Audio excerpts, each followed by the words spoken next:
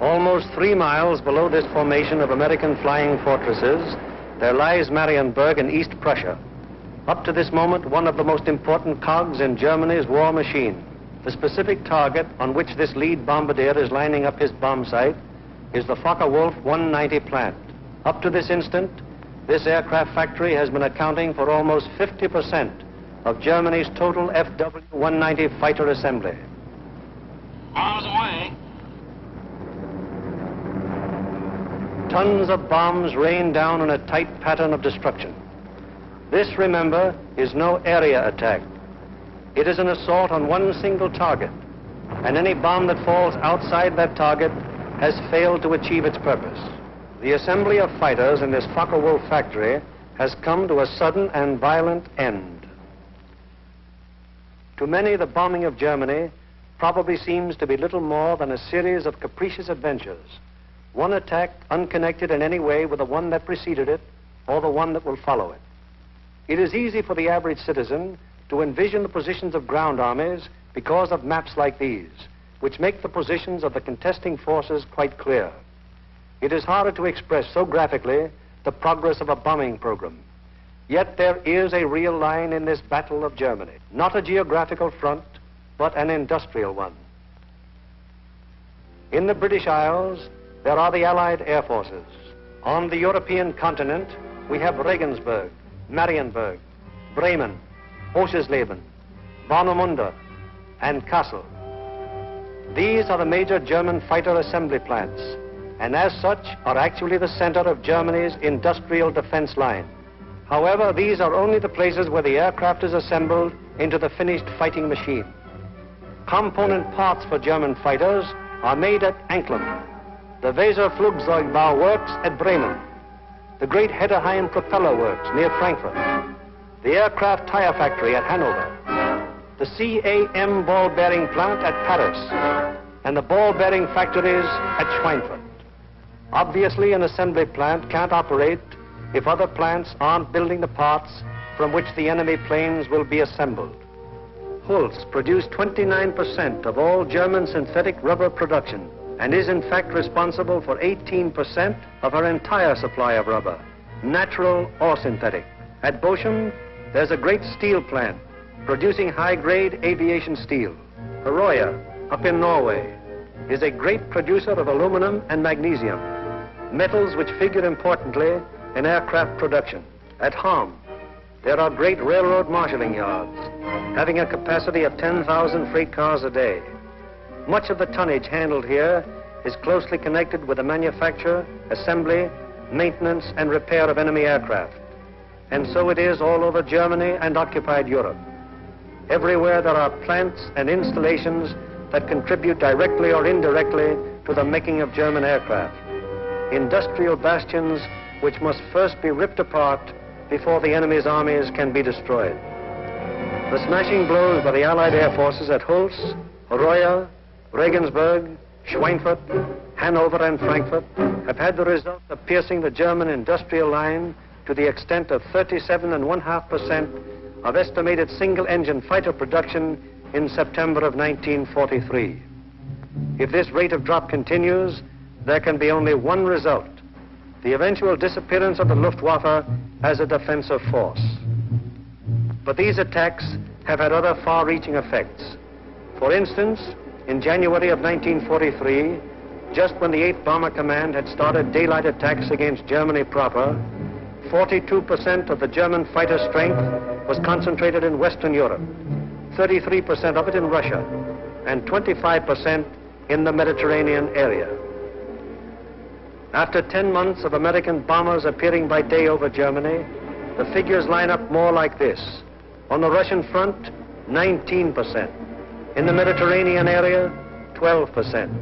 And in Western Europe, 69%. Germany thought it was urgent enough to withdraw fighters from 2 important theaters, all in a vain attempt to save their crumbling industry from the grim, destructive blows of the British-American bomber offensive. That is why the Battle of Germany is being fought. Now we come to the problem: how are the targets selected? And what enormous effort is necessary for the 10 or 15 minutes that our air task forces will be over any given target. The daylight bombing offensive against Germany is the responsibility of the 8th Air Force. Under the 8th Air Force are the 8th Bomber Command, the 8th Fighter Command, and the 8th Air Service Command, all of whom contribute to every bombing mission. But it is the Bomber Command which is charged with the actual destruction of the selected targets. The Bomber Command, with which this picture is primarily concerned, is divided into 3 divisions. Each division has a number of combat wings. Each combat wing, in turn, has 3 groups. This is the chain of command. Since the operations which we are to follow, there have been some organizational changes, but they are principally changes of nomenclature and have not affected the broad strategical and tactical purposes of the organization. For instance, what is referred to as Bomber Command in this picture is now the 8th Air Force. Weather is the greatest single enemy of the 8th Bomber Command, for here is to be found the most changeable, treacherous weather in the world. To keep the most accurate possible check on weather conditions all over Europe, the RAF has established vast communication and reporting systems. Weather planes such as this Mosquito and our own B-17s are continually in the air in an effort to know in advance what the weather will be over Europe and the United Kingdom. Men like this supply a major portion of the data from which 8 main weather maps of Europe and of the United Kingdom are drawn each day. In addition, there are 4 upper air maps and 8 maps of a miscellaneous classification.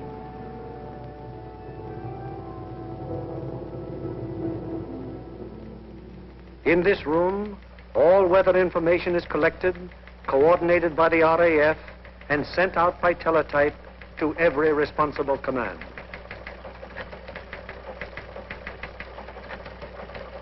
This is the weather section in the operations block at the Bomber Command. Here, the information gleaned from the weather stations is put together and correlated into weather maps. Accurate predictions must be made as to the direction and speed of the wind, downward and forward visibility, temperature, humidity, possible icing conditions, and probable atmospheric pressure at the bases, en route, and over the target.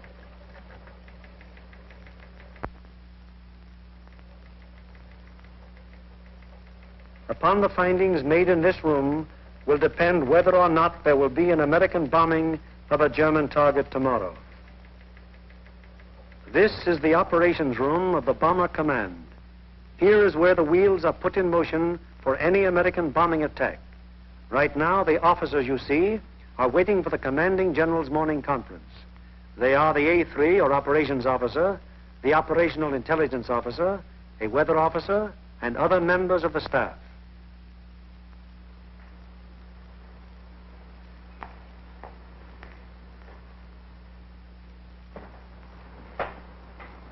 What's the weather prospects today, Major? It looks like most of Germany will be pretty good, sir.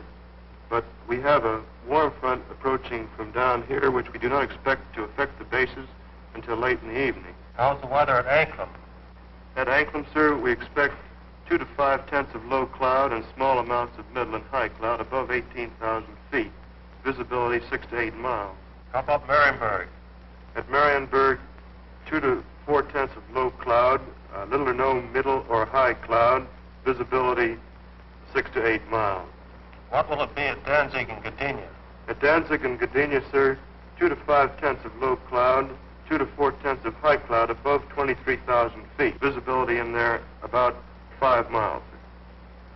Give me the map of Anklam and the picture of the aircraft factory there. Yes, sir.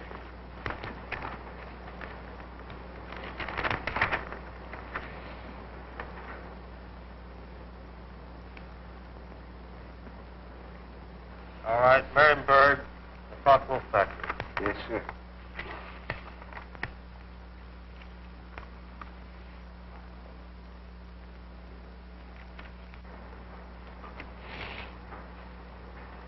We will attack Marienburg with 2 combat wings, Anklam with 2 combat wings, shipyards at Danzig with 2 combat wings, and the port facilities at Gdynia with 2 combat wings.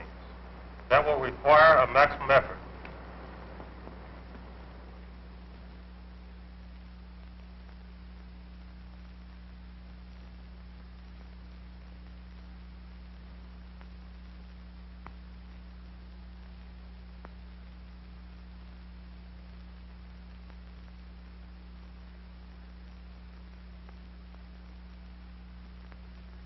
Now the various specialist officers then go into action. This is the operational intelligence section. Here are target files containing complete information as to the type, construction, and vulnerability of the targets. This data is gathered both from photo interpretation of aerial pictures and from confidential ground sources. On the basis of this information, the aiming point for the attack will be selected. The aiming point is a building or installation in the approximate center of the target. Here, operational research experts are minutely studying the architectural and construction details of the targets. It will be their duty to recommend, on the basis of studies previously made, the types of bombs and the proper fusing to accomplish the greatest possible destruction of the objective. These studies of the Arado factory at Anklam are immensely important, since the nose and tail fuses of a bomb can be adjusted to give varying degrees of delay between the time of initial impact and the explosion. For example, an improperly fused bomb would react something like this.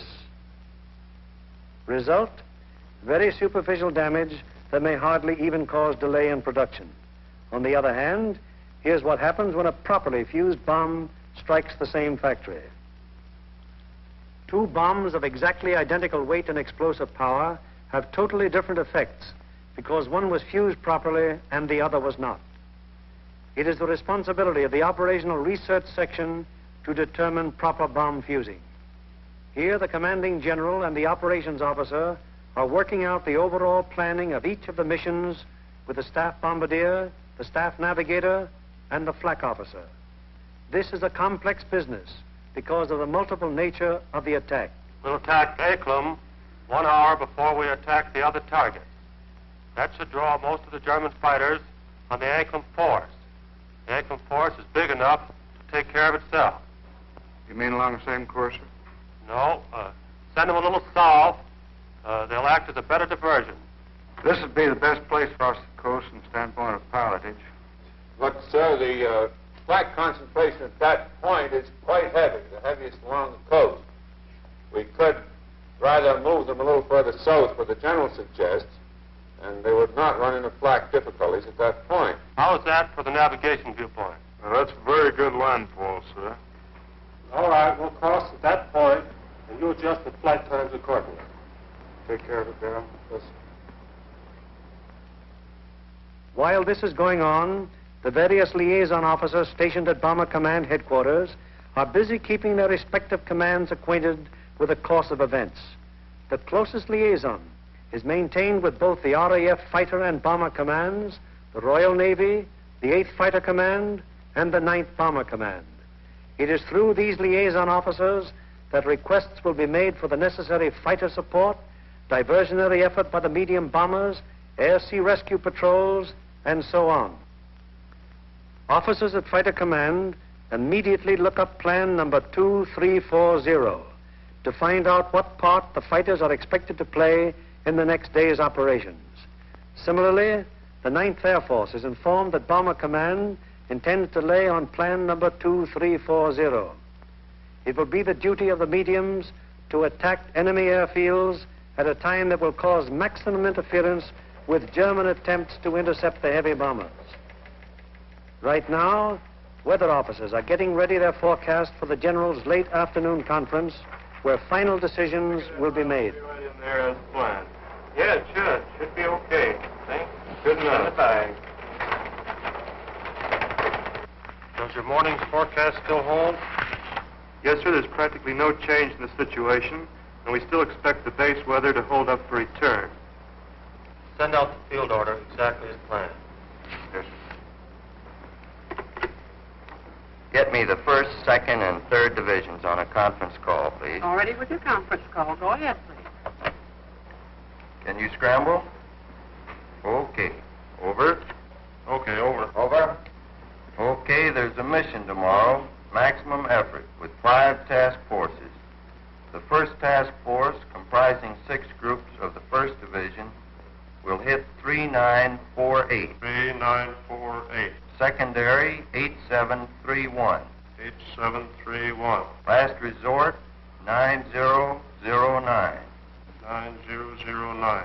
The second task force, comprising 5 groups of the 3rd Division, will hit 6848. 6848. Secondary, 6424. 6424. Last resort, 5381. 5381. The 3rd task force will comprise 4 groups of the 2nd Division, which will hit 6424. 6424. Secondary, 5381. 5381. Last resort, any industrial target of importance in Germany. Okay. The 1st and 3rd Divisions will each dispatch 1 air. The field order now goes over the teletype to all interested units and command. The first step has been taken in the sequence of events that will finally result in bringing our planes over the targets and discharging their bomb loads.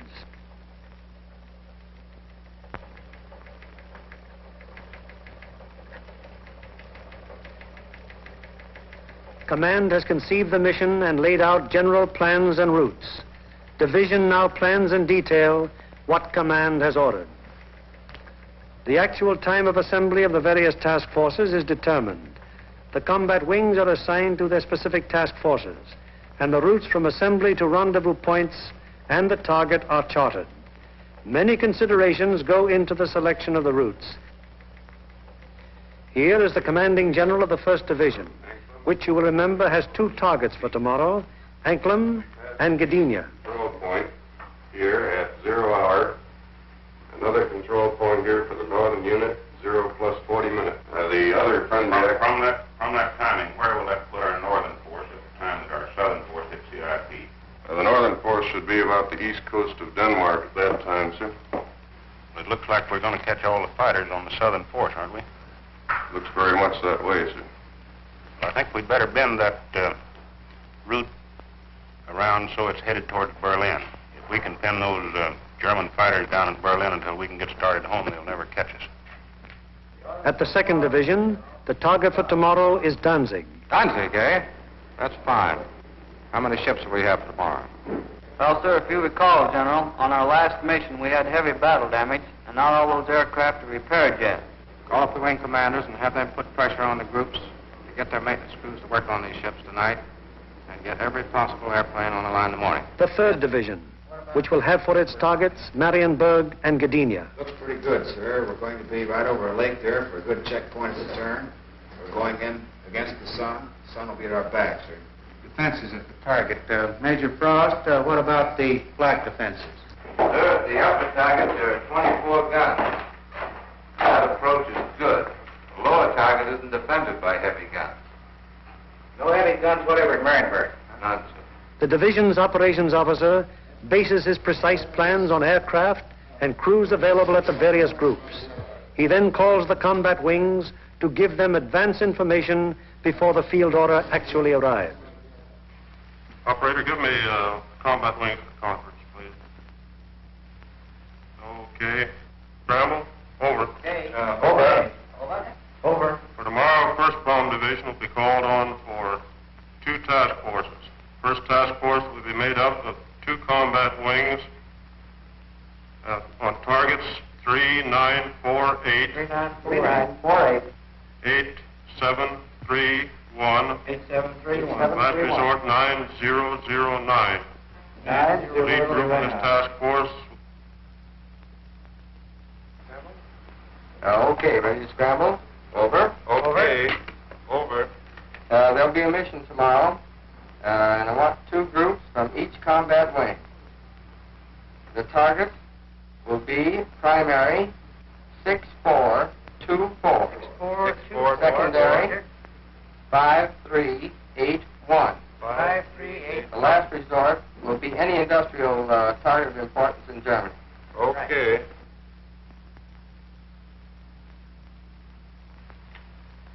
There's an order coming through. The 3rd Division will furnish 8 groups. 1st and 2nd wings, comprising the 2nd Task Force, will hit 6848. 6848. Secondary 6424. 6424. Last resort 5381. 5381. Last resort. Bomb load. 500-pound GPs, fused, 1/10 nose, 1/100 tail. 1/10 and 1/100. 1/100 tail. This is operations of the combat wing, a purely tactical unit having absolutely no administrative functions whatsoever. How do you intend to make it? Sir, we'll assemble over Molesworth. Problems of takeoff and assembly are the particular specialized function of this organization. It is the primary business of the combat wing to get the airplanes of its group into the air at the proper times and to get them assembled once in the air. Field order requires that we provide the 2nd Combat Wing and the 2nd Air Task Force. 89th Group will lead, 81st Group will be high, and the 63rd Group will be low. That means that Colonel Whitten will lead the combat wing on this mission? That'll be fine. The Bomber Command has asked for a maximum effort. That means every available plane is to be gotten into the air. Ramsey, this field order has called for 3,100 gallons for the H's due to the distance. Now, they've called for maximum bomb load. How about that for the weight? I think we'd better put 8 bombs in the H's and 12 in the D's. That keeps us around 65,000 pounds. How about the CG? CG is well forward, and I think it'll work out very well because we've been down low for a long period of time. All right, we'll have 8 in the H's and maximum in the D's. Most of the groups are going further than an American bomber has gone before. Combat wings must work out precisely the maximum bomb load in relation to the required gas load. Decisions made in this and other matters are added to the division's field order and passed on to the groups, the ultimate tactical unit, to the men who get the planes in the air and fly the mission. On the basis of the alert telephoned down to the group by the combat wing, the various agencies necessary to get the planes airborne on their mission wheel into action. Intelligence, operations, weather, signals, group navigators and bombardiers have the grave responsibility of passing on and making clear to the combat crews the vital target and route information furnished by Bomber Command and Bomb Division. The proper information folders, maps, weather maps and charts, and photographs have to be selected by the various group officers and then the information therein passed on to the crews. In dispersal areas, ground crews are getting their planes in condition to fly the mission. The normal work of keeping an airplane fit for operation is enormous, even in peacetime. When you add to this already great job the element of battle damage, the problem becomes gigantic. Engines, wings, propellers, controls, wiring, fuel system, oxygen system, the 1,001 elements that go to make up the complex mechanics of a heavy bombardment plane all must be kept in perfect shape. The failure of any one of them on a mission can easily mean the loss of the plane and its personnel, or at best, such a failure will cause the plane to abort. That is, return to its base without having reached the target. It was originally estimated that about 37.5% of planes on hand would be effective at one time. However, the maintenance and repair has been so magnificently performed that sometimes up to 50% of planes on hand have been effective.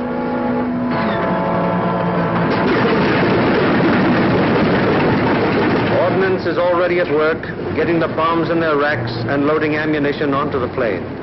These are 100-pound incendiaries.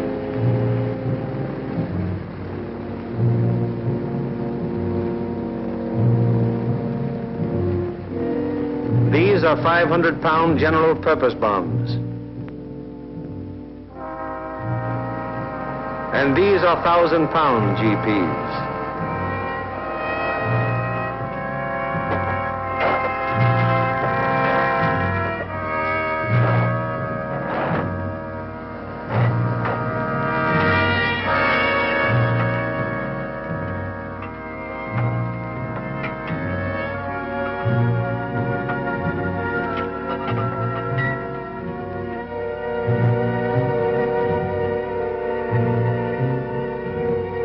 bombs have to be placed in their racks very carefully.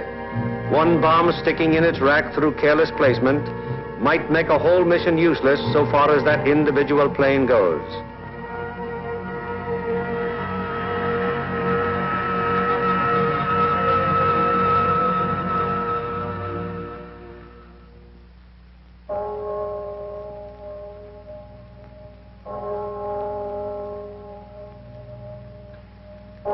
Three o'clock in the morning. All over England at this exact moment, American air crews are being roused from their sleep. Okay, fellas, roll out. We have a mission this morning. Breakfast in half an hour. Captain Kirk, Captain Thompson, Lieutenant Bushka, Ackerson, Holloway, and Hawker scheduled to fly. We'll snap it up. 3 o'clock. This is a hell of a time to get a man out of bed. Said it, Doc.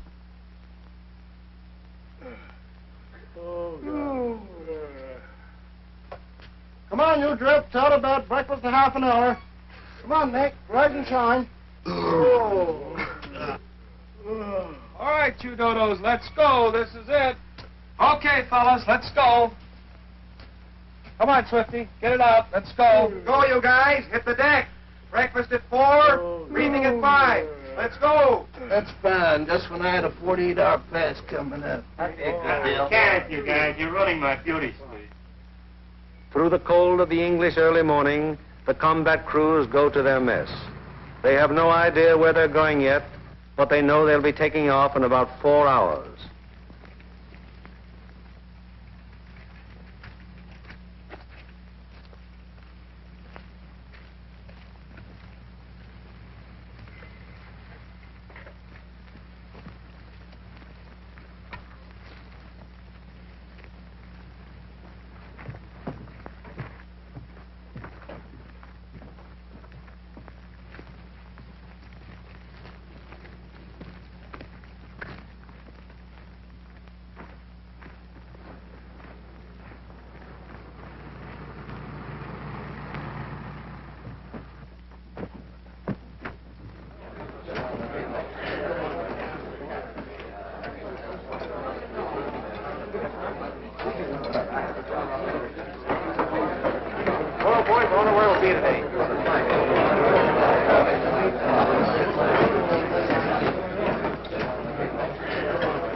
How do you figure those Jerrys will be today? What do you think, Doc? They'll be shooting at us.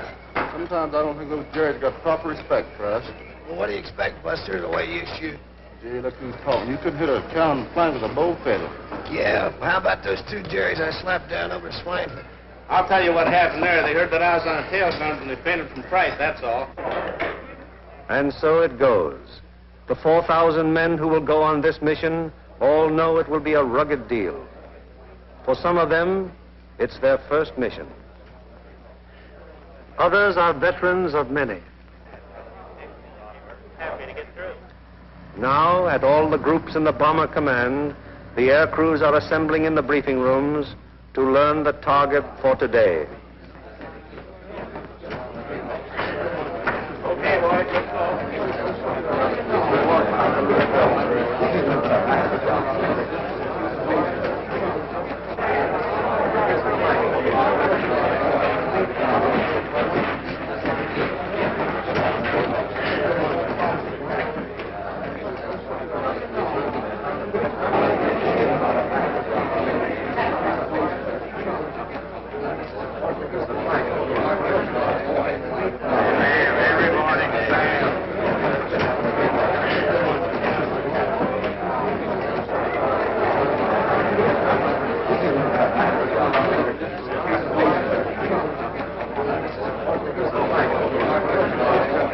This is the briefing room of the 303rd Group.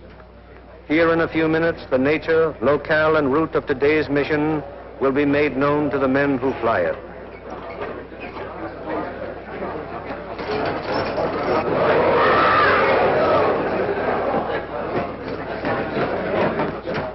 Target for today is Anklam. Specifically, you are to destroy the Arado factory. This plant manufactures aircraft components, principally wing and tail assemblies for the Focke-Wulf 190. The parts are then shipped to New Brandenburg for assembly. I cannot stress upon you too much the importance of this target. If it is successfully destroyed, it will have a very serious effect on Germany's aircraft production. Lights, please. Your IP is on the northwest side of New Brandenburg. Your heading on your run-up will be 45 degrees true. Immediately after your turn, you have an aerodrome on your right, almost directly north of the town. You should be able to pick out Friedland, 6 miles to your right and halfway between your IP and the target. Along this route, you should be able to see the main line railroad and the main road. From Friedland, the main road moves in toward your run-up and goes into Anklam, but the railroad terminates at Friedland. Shortly after passing Friedland, you will see a peculiarly formed wooded area on the right of your course. From here, pick out the aerodrome slightly southwest of the city and the intersection of the main railroad and the Peene River just outside of the town to the north. Night target map.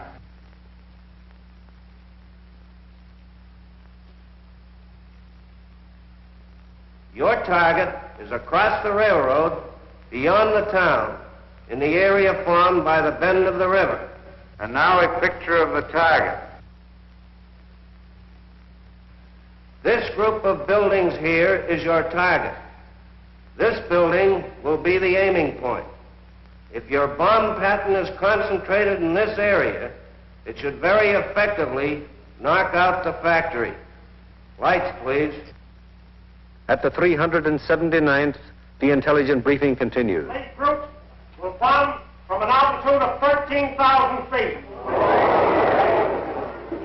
We feel that this low altitude will be equalized by the element of surprise which is with us, and it should ensure a thorough and complete planning of the target. Another task force is hitting the FW-190 assembly plant at Marienburg. If the two missions are successful, 65% of Jerry's remaining FW-190 production and assembly facilities will be destroyed. At the 384th, Other forces are attacking submarine yards, aircraft assembly plants, and units of the German fleet at Danzig and Gdynia. If these attacks succeed, they will destroy 13.5% of Germany's remaining U-boat construction and will destroy or mobilize a large section of the German Navy. The overall result of all 4 attacks will be to show the Hun that his efforts to protect his key industries by moving them to the east will be unsuccessful. It will show him that we will seek out his industry and destroy it wherever he places it. At the 351st, the intelligence briefing is completed. Your secondary target this morning is the air park at Tutov. This contains a Focke-Wulf assembly plant, a bombardier school, and you'll love this. It's the country club of the German Air Force. Should you be unable to bomb either of those 2 targets, then in that case, you'll attempt to bomb the last resort target, which is the Heinkel assembly plant at Rostov. This is the only complete Heinkel unit in North Germany. It should be easily identified by the airfields adjoining, which are 6 intersecting runways running from 1,000 to 1,600 yards, and they're full of nice, fat, juicy Heinkels. A weather officer briefs the crews of the 305th group going to Gdynia. The synoptic situation today is this.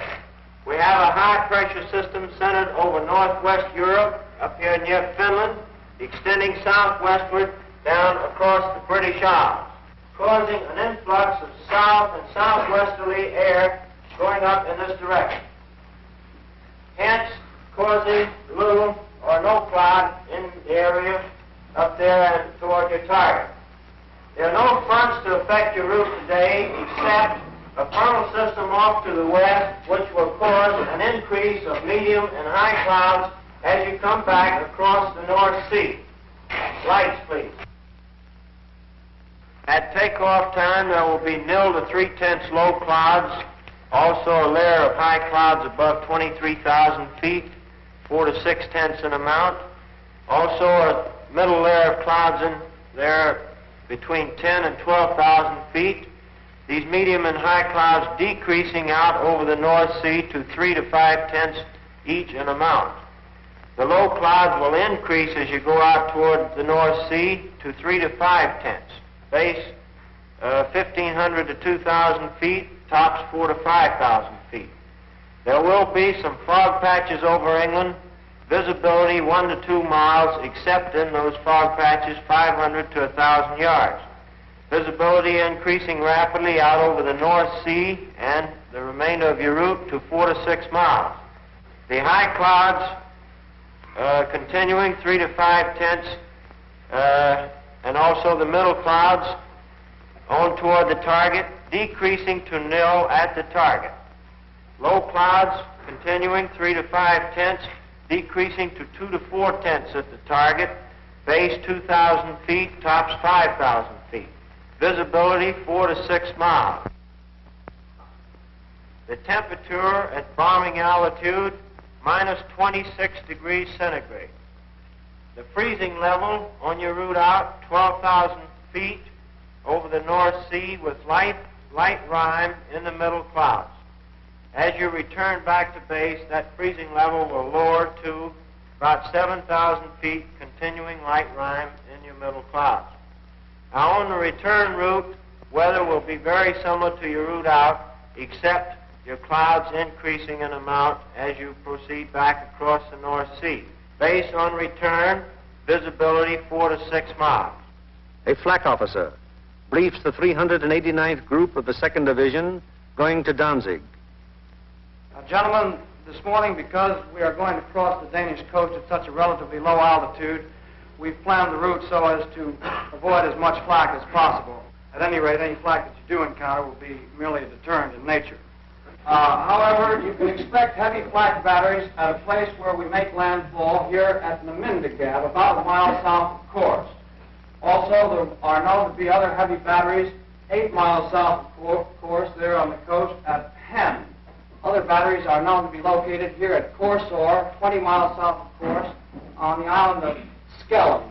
From then on, the target, you will have very little flak. Now, while you're crossing the coast and when you're over aerodromes and cities in Denmark, you are advised to take evasive action. Now then, when you get to the target itself, your anti-aircraft fire from the ground will be known to be supported by fire from naval units. Now, for those of you who have never been fired on by a naval unit, I want to add that naval units can put up a hell of an intense barrage, and you want to look out for it. An operations officer briefs the crews of the 94th Group of the 3rd Division. This group is leaving a formation to Marienburg today. The 880th will be high group, and the 764th will be low group. Bomb load of each ship will be 3 1,000-pounders, use 1/10 nose and 1 100th tail. Get that, bombardiers. You'll also carry 5 M47A incendiaries. You'll have full Tokyos, 1,000 gallons extra. Takeoff will be normal, assembly 1,000 feet over the field. After takeoff and assembly, proceed up this line to this point. This will be your combat wing assembly line. You'll leave the coast at this point here, that's Splasher 15. Let's not have any stooging around over England, it's a long haul. The 57th Combat Wing will follow us today at a 3-mile interval. Now to the 95th Group. B-26s will be hitting the Lille area and the lowland at approximately 0 hour minus 40 minutes. One group of P-47s will strike the Warden area and join us for escort on the way out, joining us at approximately this point here. All other forces are using approximately the same route today. Just one point, that's that the Anklam force will probably pass us coming out as we're on our way in. You should see plenty of air activity. Let's hope that most of it is out. The climb will commence at the English coast, climbing at 150 miles an hour, 100 feet per minute. We should reach bombing altitude approximately at the Danish coast. Under no circumstances should the Danish coast be crossed at less than 12,000 feet. We will drain Tokyos as soon as possible. We should have plenty of gas. We figure approximately 400 gallons overload. At the 100th, the operations briefing is completed. fly loose formation today with groups echelon to the right until a point 75 miles from the enemy coast, where a normal combat length formation will be assumed. For visibility, everybody use Aldous lamps. The Royal Navy will be out patrolling with sea routes, so any crews that have to ditch will probably be rescued very quickly. The Commanding General of Bomber Command asked us to put out a special effort today, so let's give it to him. The commanding officer of the group invariably has a few words to say. Men, the going's going to be rough. You're going to have to bow your necks in there and stay in there and pitch every minute. Now, gentlemen, this is the type of target you don't want to have to go back after the second time. If you fly a good, tight formation, get a good, dense pattern on that target, we won't have to. This Anklam crowd down here may pull most of the fighters off of us. However, that's just a guess. So particularly for you gunners, you've got to be on the ball from the Danish coast onto the target. Flak will be heavy, probably accurate, but you've been through worse before. Remember that your biggest enemy is still the single-engine fighter plane. Now, you bombardiers, take your time in going in on your releases. And don't allow the flak to worry you. It's merely to break up your formation. Now, if you get in any trouble up in this area, remember you can always board Sweden. Get on, it's a neutral country. And it's close over there. Could be rough. Don't think it'll be too bad. And whether it's easy or rough, I'll be sitting out in front, taking the whole works in. The main briefing over, the pilots, navigators, bombardiers, radio operators, gunners receive separate specialized briefings. These briefings are very technical and very thorough, and are held so that every member of the combat crew will understand exactly what he can expect and what is expected of him.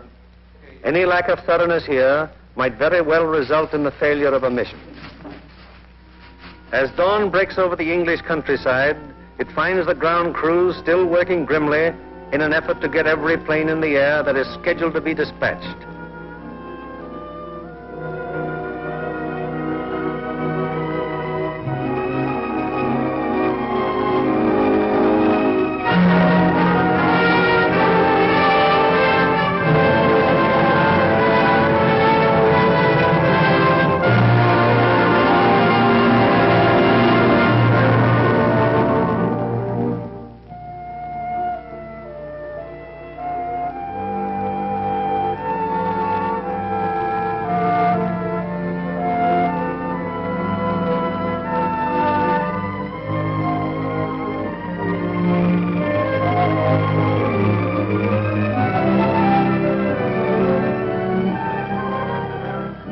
Take as fierce a pride in their planes as do the air crews. To each of them it is a personal tragedy, reflecting in some way on their capabilities when their airplane is forced to turn back without having completed its mission, or when they have been unable to get an expected plane ready in time for a mission. It's getting on to the time when the combat crews go to their planes. Here they are in the crew room, putting on their flying clothes. Clothes and equipment especially constructed to ward off the intense sub-zero cold which they will encounter so shortly.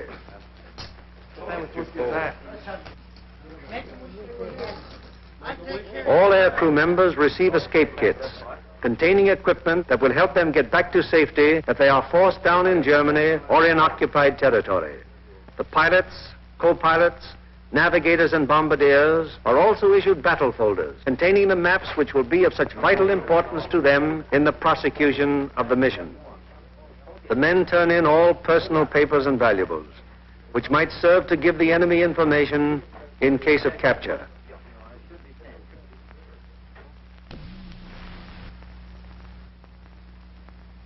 Some of the crew members turn to their chaplain, whose ministrations are always available to the men of the bomber bases. Most of all, it was the effort of being my God, for all who have been served with all my love. I firmly resolve with the help of my gracious sister, confess my sins, weakness, and amend my life. Amen. Besjaren bestellen op het instillings het tenminste God's business, but you can most of it eternal. Amen. Indulgenza absolution, Michel Beckett,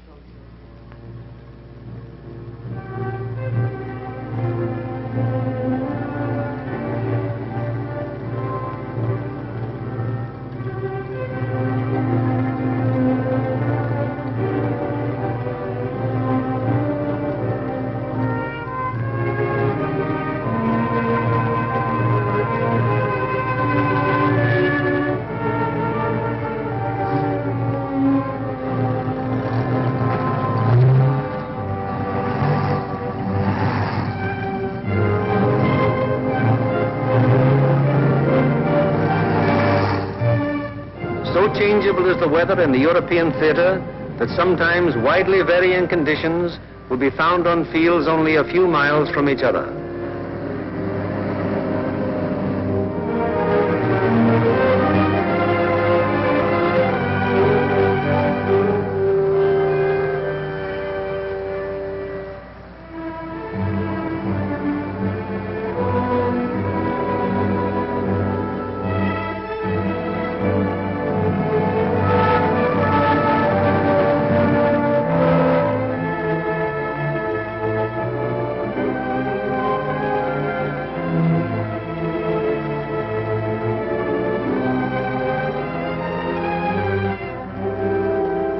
And now the last briefing of all, the final intimate conference around each airplane as the pilots recheck the details of the mission with their crews. Crew members have ceased to exist as individuals. They are now 10-man teams, and on the excellence of their teamwork will depend the success of the operation.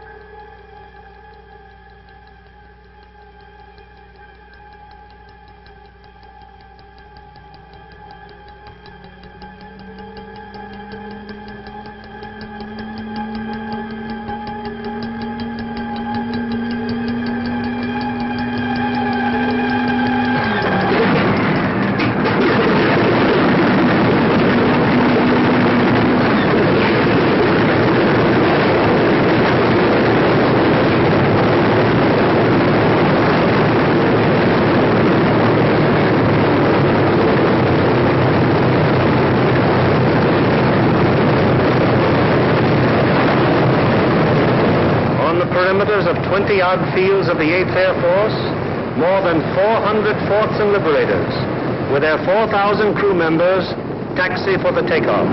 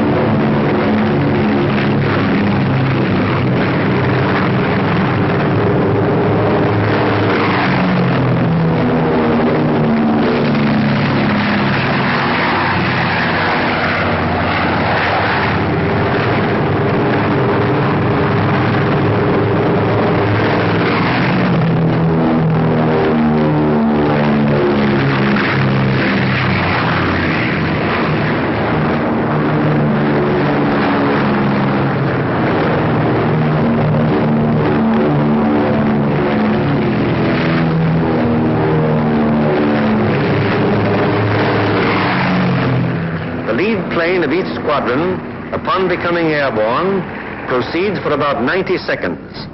It banks sharply to indicate its turning point, then goes into a slow left turn. Each successive plane in the element turns as soon as the pilot sees the plane in front of him turn. The element of 3 planes levels off at 1,000 feet and returns parallel to the takeoff runway at a distance of about 2 miles. Here the elements start to assemble into squadrons of 6. Continuing to circle the field, the squadrons then go to 2,000 feet, where the group assembly takes place. This accomplished, the group now moves on to the combat wing assembly point. Here is how the group stacks up from the side. The group has a depth of 850 feet. This is how the group looks from above. In the lead squadron, the second element is flown with the nose of the leader slightly behind and to the right of the right wing aircraft, first element. The lead plane of the high squadron flies even with the lead plane, second element, lead squadron. The second element of the high squadron flies with the leader's nose just behind and to the left of the left wing aircraft, first element. Here is the group as an enemy fighter pilot sees it, from head on. The first element of the lead squadron is stacked high left and low right. The first element of the low squadron is stacked high right and low left. Likewise, the first element of the high squadron is stacked high right and low left. All second elements are flown low. The second element of the lead squadron is stacked high left and low right. The second elements of the high and low squadrons are stacked high right and low left. Experience has shown that this arrangement of the group brings to bear on attacking fighters the greatest possible amount of firepower by utilizing to fullest advantage the field of fire of each gun in the formation. Again, it is proved to be the most maneuverable formation from which to execute the primary and all-important purpose of the mission, the dropping of the bomb loads on a precise target. Obviously, it would be desirable to stack as many bombing planes as possible in one defensive formation. However, it has been found that the largest practical defensive formation is the combat wing of 3 groups. Any formation of aircraft larger than this becomes unwieldy. This force has a depth of 3,000 feet. The nose of the lead aircraft of the low group is aligned with the tail and slightly to the left of the rearmost aircraft of the lead element, lead squadron, lead group. The nose of the lead aircraft of the high group is aligned with the tail of the rearmost aircraft of the lead element, lead squadron, lead group. The combat wing having been assembled, they now move on to make rendezvous with the rest of the task force. In this case, another combat wing.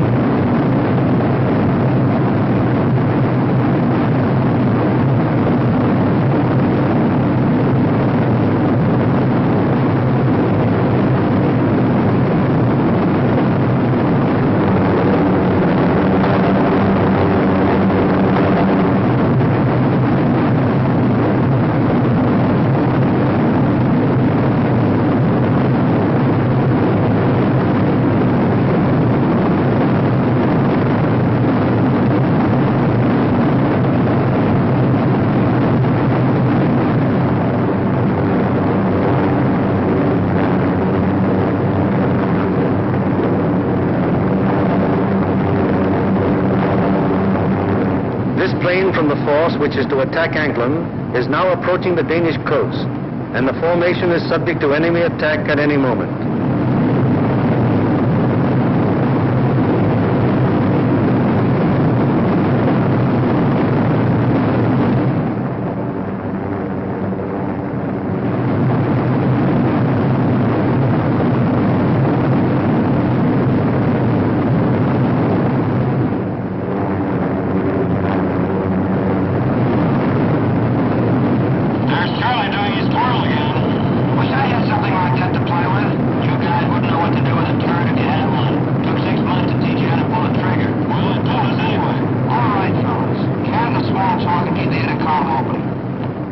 It is now 10:30 hours, and Denmark has been penetrated to some distance without any great opposition as yet.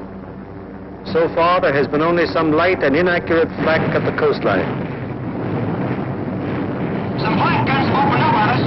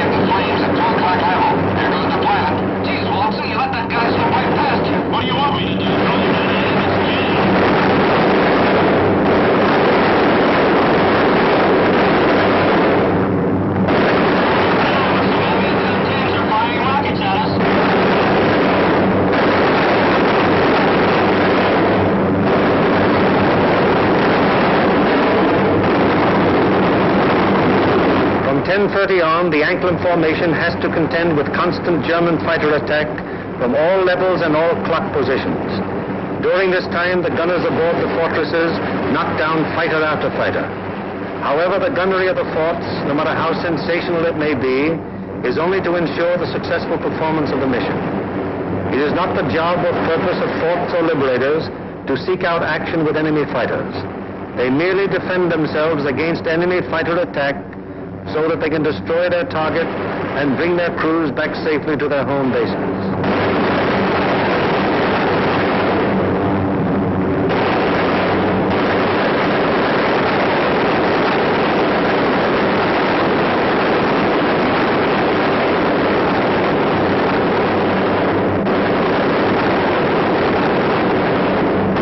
An anxious moment comes now for the lead navigator and bombardier.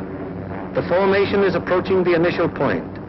That is the point where the wing will turn off and make its bombing run on the target. Upon proper navigation to this point may rest the success of the entire mission. Pilot to left, waist gunner. We're over the IP. Release fires. Waist gunner to pilot. Roger. Once the combat wing has reached the IP, it breaks up into 3 component groups, for the wing formation is too unwieldy for a unit bombing operation. As the IP is reached and the lead airplane of the lead group is about to make the turn, it fires 2 red flares, spaced 5 seconds apart. Then the group makes its turn onto the run-up. The low group goes on straight ahead for 20 seconds, then makes its turn. The high group proceeds for 20 seconds beyond the low group's turn, then it turns onto the run-up. The most critical defensive period in the mission has begun. The wing, to accomplish most efficiently its primary purpose, the bombing of the target, has sacrificed its mutual defensive firepower, and the groups are thrown on their own. Now the crucial moment is almost here, the moment around which the entire mission revolves.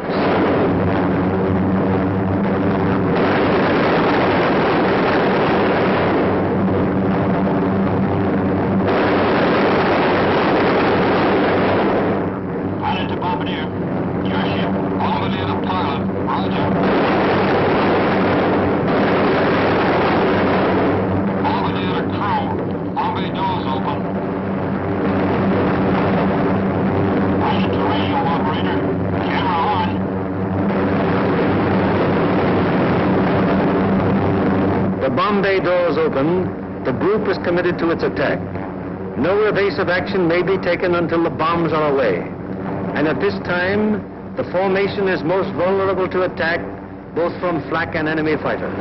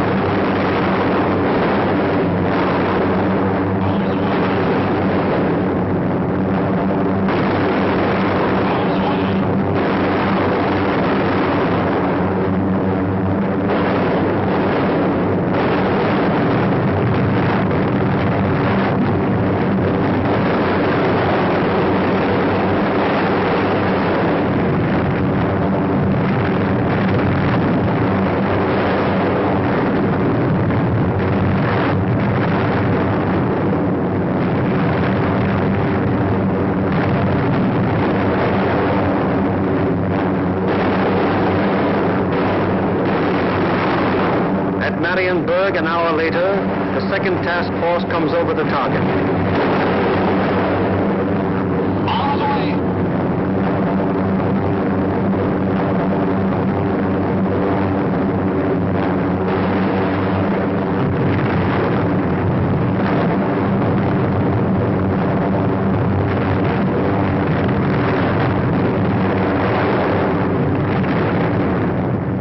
Task force comes over its target at Danzig.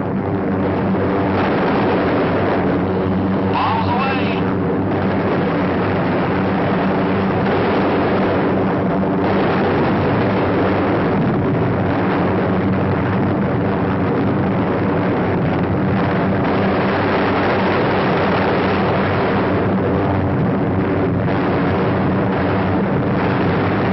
The 4th and 5th task forces arrive over the harbor area of Gdynia.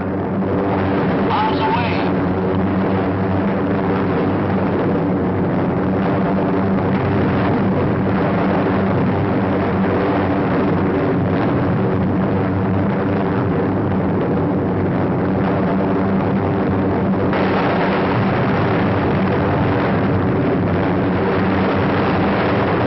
Bombs away on primary at 1142 hours.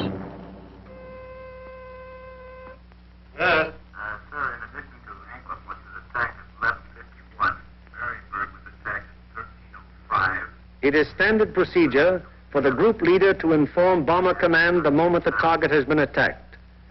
Bomber Command, in turn, promptly informs the commanding general of the 8th Air Force. Laker, I have the additional information. I reported to you that Anklam was attacked. On all primaries were attacked. We received strike messages on all primaries. Danzig at 1307, Marienburg at 1305, and Gdynia at 1311. Yes? Yes, sir. I'll advise you as soon as they land. After getting bombs away and closing the bomb bay doors, the groups can now defend themselves again, at least to the extent of evasive action against the flak and fighter attack.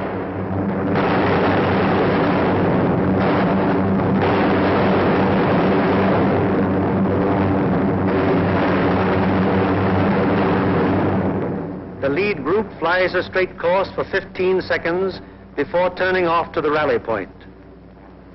The lead group then proceeds to the rally point at an indicated airspeed of 155 miles per hour, making S-turns meanwhile to permit the trailing groups to catch up. The lead group crosses the rally point at a height 1,000 feet lower than bombing altitude. The succeeding groups will close with the lead group as quickly as possible to regain the defensive combat wing formation. The following groups need not necessarily pass exactly over the rally point in regaining wing formation. In the meanwhile, the marauders take off to fulfill their part in the day's operation.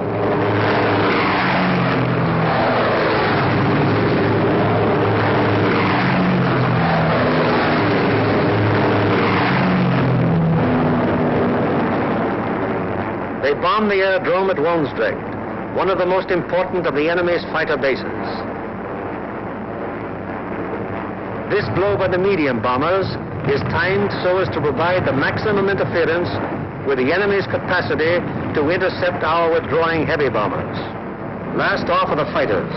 Their great speed will enable them to reach the Leeuwarden district in a short time, sweep the area clear of enemy fighters, then give the heavy bombers withdrawal support from the enemy coast home.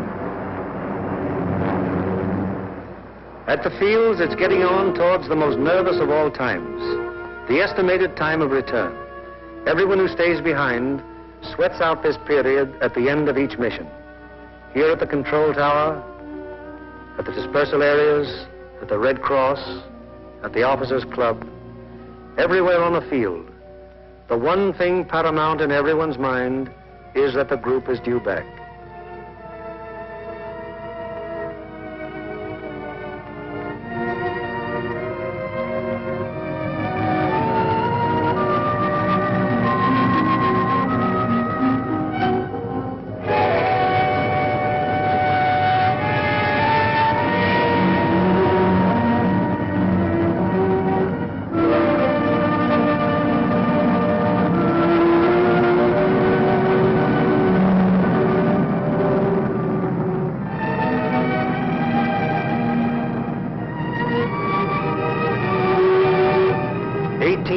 To attack the target. How many have returned? 1, 2, 3, 4, 5, 15, 16, 17, 18. 18 dispatched, 18 returned. 23 dispatched,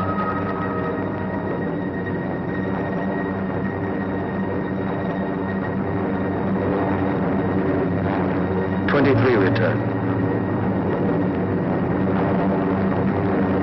However, there are other groups which weren't so fortunate. 18 dispatched, 17 returned. 20 dispatched, 19 returned. 20 dispatched, 14 returned. 19 dispatched, 18 returned. 20 dispatched, 10 returned. 18 dispatched, 8 returned.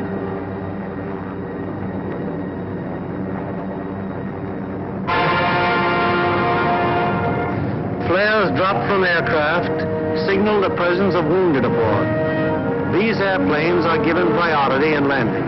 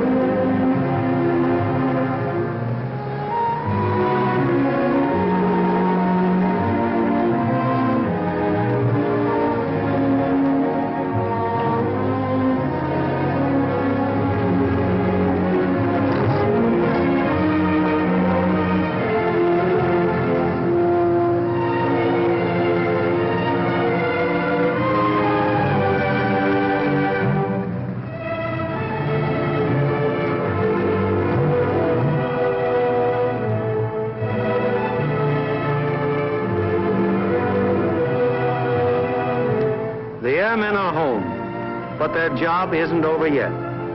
Before they can go to their billets for a well-earned rest, they must first undergo one of the most important phases of any mission, interrogation. It is highly important to question the crews at the first possible moment after the mission, while their impressions and memories are still fresh.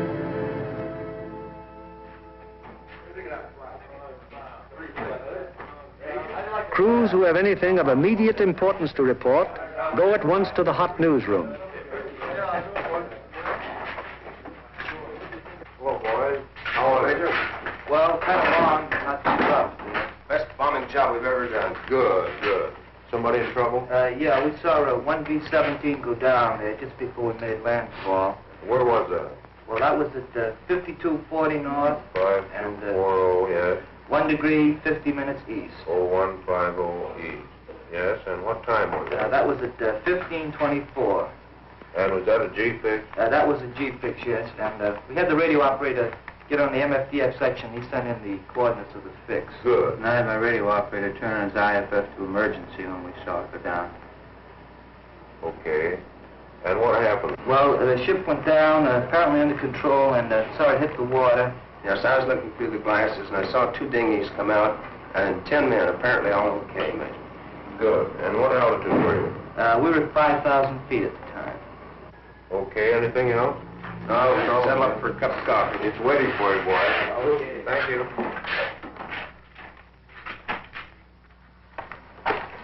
Third division, please. They are, Smitty. I got a B-17 crew down the dinghy. Thanks, Bill. 16 group, please. this aircraft priority. Flight control, please. 16, Bound Division here. We have a B-17 reported fixed at 52 degrees 30 minutes north, 1 degree 30 minutes east.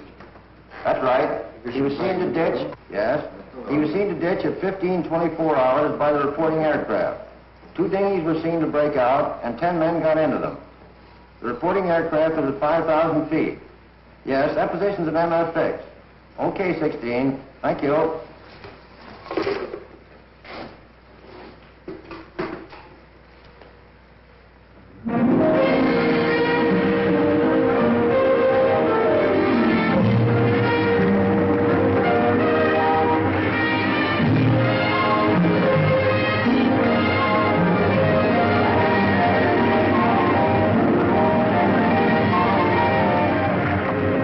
In one way or another, scores of our crews are saved by air-sea rescue from the English Channel and the North Sea and returned to combat service.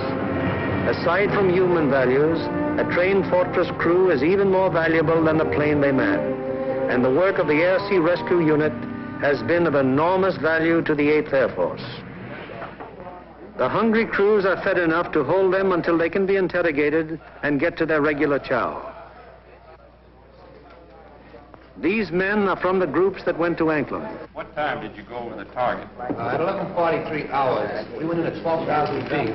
Did you get your bombs on the target? Yeah. What about enemy fighter opposition? Well, that's something we consider not discussed. Really? Well, let's get some of the details. Where did it begin, Paul?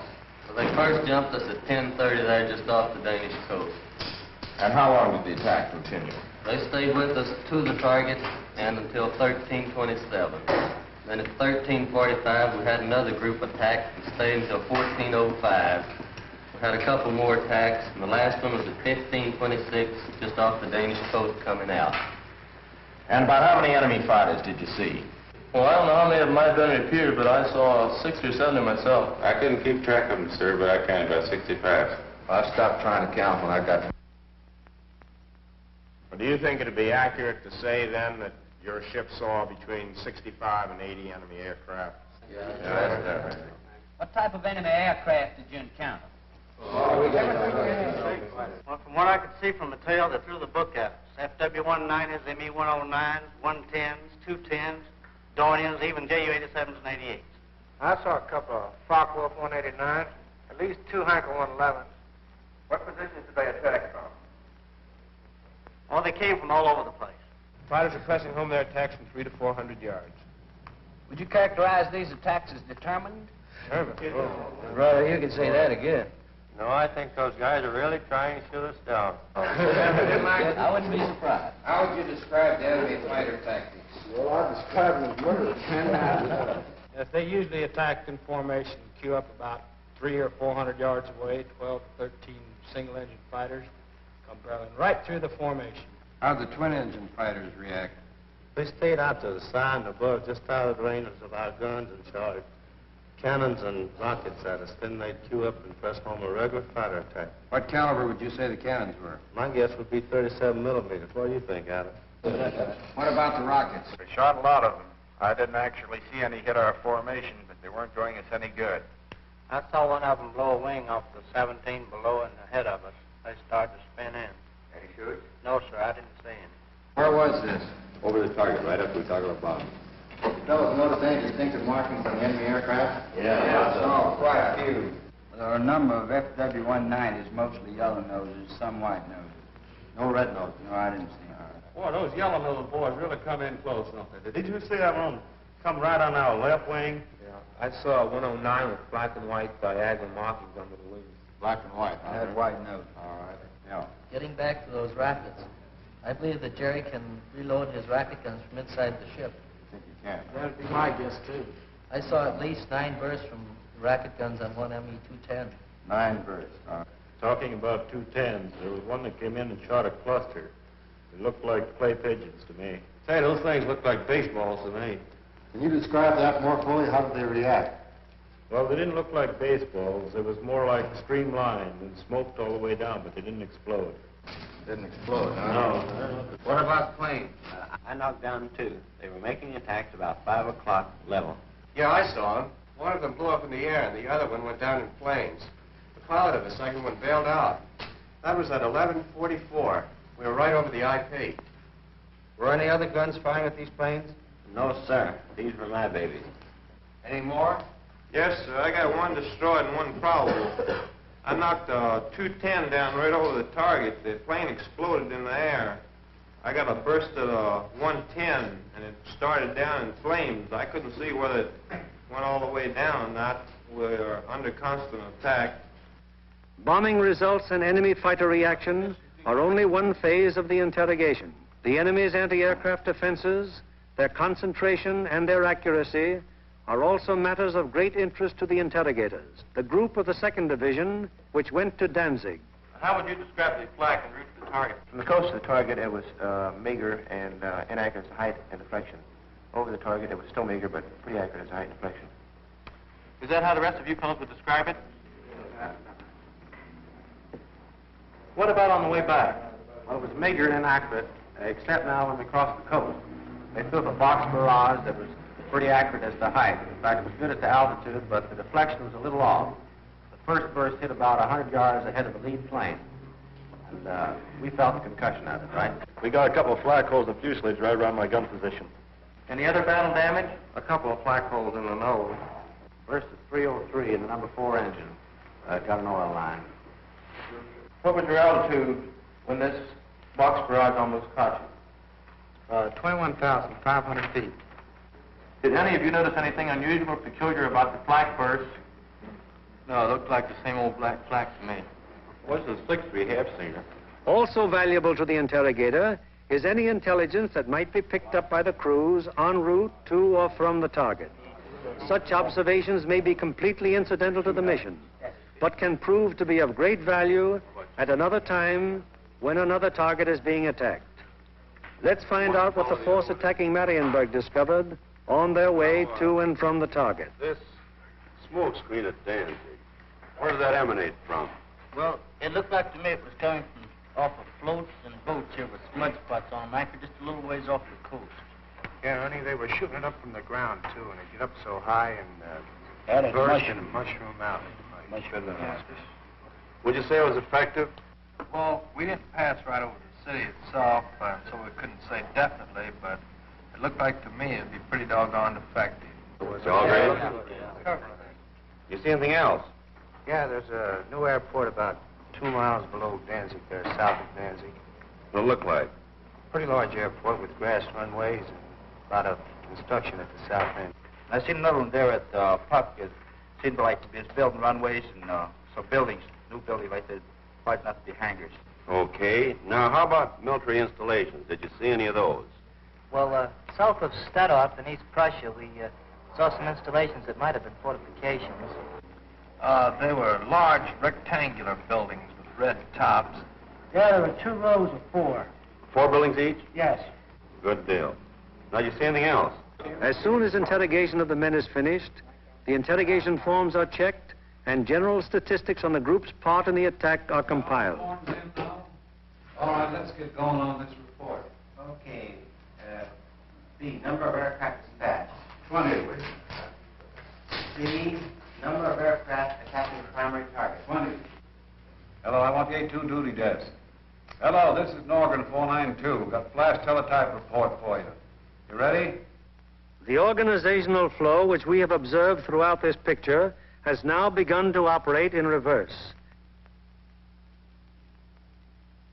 Information obtained from the crews is evaluated in divisional critiques, conferences in which all responsible group and divisional officers carefully inspect the detailed record of the mission, discuss any failures that may have occurred, and plan to prevent their recurrence. After a particularly large or important operation, there will be a command critique, with the 8th Air Force Commanding General presiding.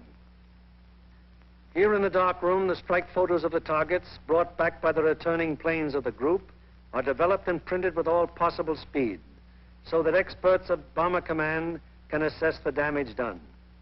Coming in from planes of every group participating in the various raids and interpreted and appraised by trained photo interpreters, these pictures will give Bomber Command an excellent idea as to exactly what parts of the various targets were hit and how severely. Here, as seen in these pictures taken the following day by photo reconnaissance planes, severe damage has been inflicted on all the major and most of the minor buildings of the Arado factory at Anklam. This is a strike photo showing how Danzig looked during the attack. Very extensive damage has been suffered in the harbor area. Here is an annotated PRU picture of Gdynia as it appeared after the attack. A near miss is seen on the liner Deutschland type. The transatlantic liner Stuttgart does not appear in this picture, although she was seen afire and in the hands of tugboats immediately after the attack, as these strike photos reveal. Aside from the Stuttgart, several ships in the South Basin have been sunk or damaged, including the liner Oceania. Shore installations are also heavily hit. At Marienburg, the PRU photo discloses that the damage was exceptionally severe, almost every building having been destroyed or seriously affected. General Arnold has characterized this attack as the greatest example of precision bombing on record. Other targets will be as thoroughly destroyed.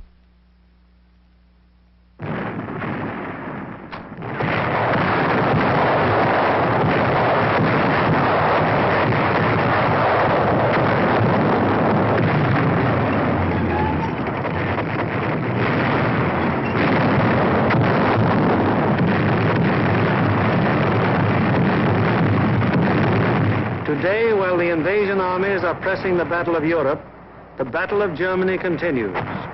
Day by day, whenever weather permits, heavy bombers roar out over the heads of the advancing ground forces, blasting away systematically at vital industrial installations hundreds of miles to the rear of the enemy lines. Now, in contrast to earlier days of strategic bombing, when forts and liberators fought their way alone, fleets of long-range fighters, Mustangs, Thunderbolts, Lightnings, convoy the big bombers all the way to their targets, targets which may be anywhere in German-occupied Europe. The flood of supplies, so necessary to the survival of an army or a nation, synthetic rubber, steel, food, fuel, textiles, this flood is gradually being reduced to a trickle. And finally, even this thin, inadequate stream will die away. Then the German armies in the field and the German workers on the home front will have no food for their stomachs, no clothing for their bodies, no metals for their machines, and no fuel with which to run them. Then the Battle of Germany will be won, and with it, the Battle of Europe.